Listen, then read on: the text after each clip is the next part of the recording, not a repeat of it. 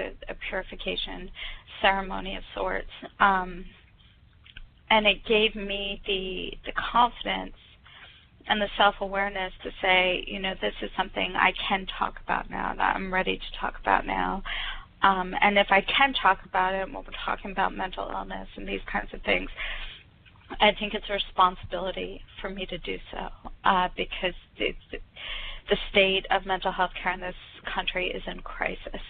And unfortunately, people that have been particularly inpatient, there's a ton of stigma still out there, and there's not a lot of upside to sharing your experiences with people. You threaten to alienate family, coworkers, friends, put your own kind of integrity and reputation at risk, and kind of constantly face that stigma, right? But I really do believe that unless those of us who have been through the system share our experiences and talk about what we've seen, that there's not going to be the necessary change that has to happen in this country.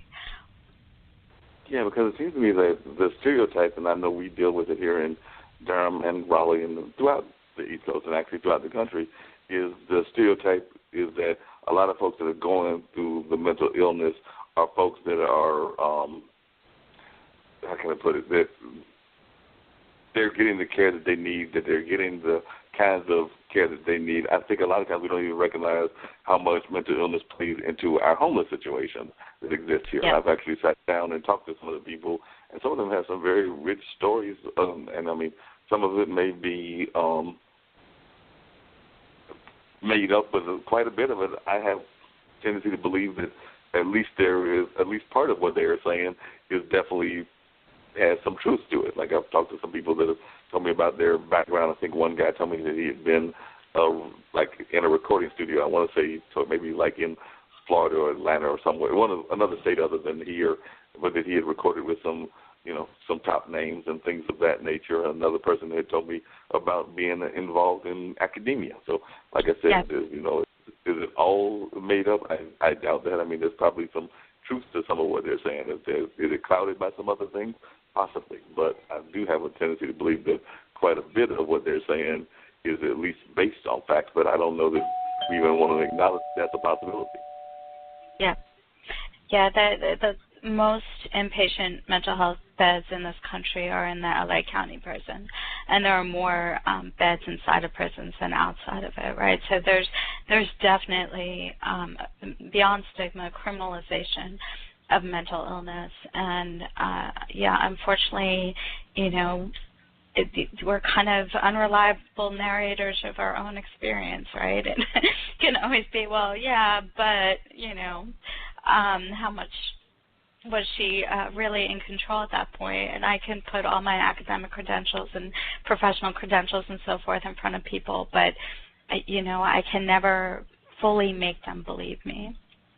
Yeah, exactly. I think I heard the doorbell ring, so I do want to get to the other guests, but I don't want you to go anywhere because actually I think that they deal with some of those same issues that you're talking about. But before we let you go, I wanted to, you talked about part of the other things that you've gone through, which is definitely the rape when you were a youngster and everything. And one of those points that's very deep is the one where you basically are analyzing, and I know this because if you're 41 now and you wrote this and you call it My 22-Year-Old 15 years later, that means that you wrote it about, let me see if I can do the math, 37, 41, 4 years ago. There you go. Yep. Yeah, and this is a poem I've been able to share in a lot of different contexts and a lot of different contexts of healing. And so I'm really blessed that it kind of came through my pen. But yeah, it's called To My 22-Year-Old Self 15 years later. You'll learn that your rape was not that interesting. The odds for it occurring were as common as a couple coin flips. Some men rape like sky is blue is a fact as constant as physics. All hymens basically to the same. There will be no hospital healing, no courtroom catharsis. You will be swabbed and prodded prosaic and leave sterile rooms with official-looking forms. They tell you read Survivor, but feel like implosion. You will come to hate the word survivor, or at least suspect it of hidden agendas. There are those who would ask you to smear your survival on posters, to drip it into mics at their candlelit vigils, but you will learn a truth that they seem to ignore. that there are no trophies for trauma. And the distance between survivor and victim is unflexed trigger finger, no more, no less, but you will come to recognize those millimeters as God.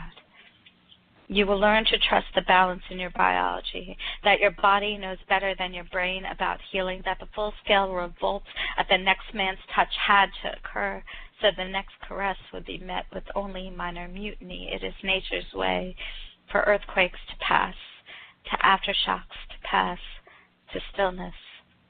You will learn to ride your breaths like fire-breathing dragon. When it panics into paroxysms, you will soothe it into steady, and most days, a hot shower and 1 foot in front of the other will be enough to get you through 16 hours. You will practice strength.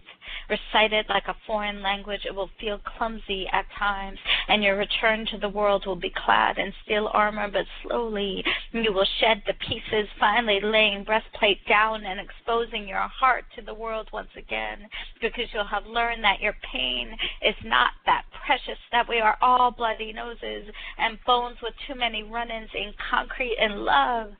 Love does not always reign like overwhelming healing from on high. Love is acceptance and grandmotherly kissing of scars. It is the gift of gravity that will hold you down when you feel like you are made of nothing else solid. And in time, beloved, you know what? Time never did anything on its own with intention, beloved. You'll learn to unashamedly embody this body broken, this heart broken, because we are all reflections of God.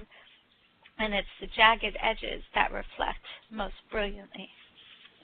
Wow. Definitely a very powerful piece, as many of your pieces are, Alice.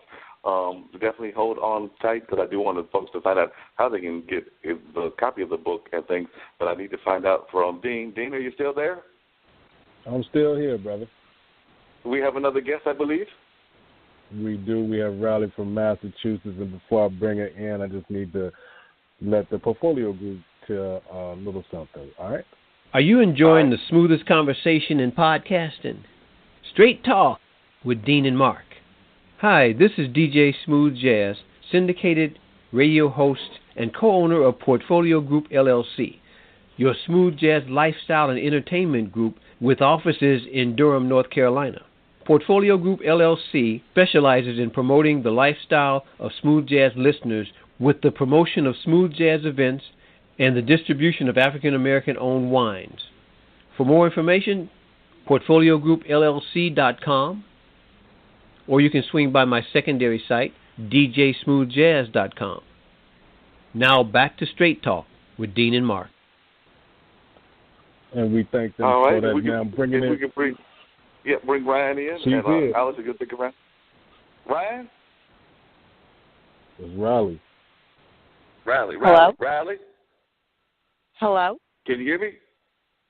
I can hear you. Can you hear me? I can hear you, Riley. Riley, I had invited you to come out to the conversation because I know y'all are dealing with a very important issue and something we've dealt with here in North Carolina as well, and that's the Massachusetts law that is about to go into effect that's going to impact some of the folks in the trans community and things of that nature. Could you tell us a little bit about how you got involved? Because you're a filmmaker, you're a creative person, and we, of course, had Alice on, who's dealt with a lot of things and using creativity to get her word out, and I know that you actually using your filmmaking skills to get your message out. So can you tell us a little bit about what the law is and what these films are that you've been working on, and have you completed them? Because I know you were trying to do like a whole fundraiser. So actually, I'm a trans myself. I'm non-binary. I use they, them, theirs pronouns. And I'm actually the producer, director, and lead fundraiser on the production team. And we used basically my organization, Stand Up, Speak Out, which is kind of like an activism and advocacy platform, mostly online, and a lot of connections I had within the trans community to bring together a diverse group of youth to give them a voice in regards to what is actually at stake with this upcoming ballot question. 2 years ago, Massachusetts passed our public accommodations bill, which added gender identity to the list of protected classes. Prior to that, we had gender identity-based protections in employment and housing, but it stopped short of general public accommodations, which is really everything from healthcare and education and employment and housing to going to a movie theater, a restaurant, a public park, walking down the street. This law has now been in effect, the public accommodations law, like I said, for 2 years, and there has been zero negative impacts. But as I know all of you are all too familiar with, this sort of quote-unquote anti-trans opposition, their rhetoric tends to revolve around bathrooms. And this very misguided and dangerous rhetoric that paints transgender people essentially as predators. And they say things like, oh, this would allow a man to just claim he's a woman. And then they put out these very triggering ads. But all of that is just the William Institute actually came out with a study recently that really just dispels all of that. So it's this misguided and false rhetoric.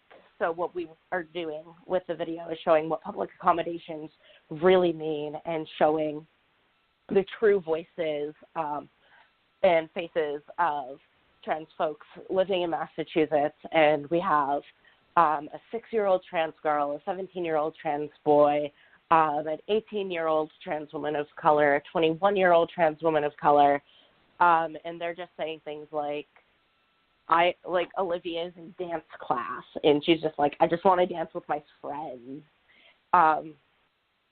And so the video shows them, just doing their everyday thing to show voters that this is actually what public accommodations are. Public accommodations refer to everything you're doing in your everyday life. When you're voting on public accommodations, you're voting on something we shouldn't be voting on in the first place here. We're voting on human rights, and it's people's very right to exist. Yeah, definitely. And I know that there's a lot of myths around transgender people and transgender just in general. I was actually doing some research earlier, and I know one of them, we've been talking to Alice just about some of the things that she went through, and that hers was actually based on some abuse and things that she went through. But there's this myth that there has to be some sort of mental illness with transgender, but that's been shattered by most folks that understand biology and science. So could you explain a little bit about how that myth came about and what y'all are doing to counter that myth?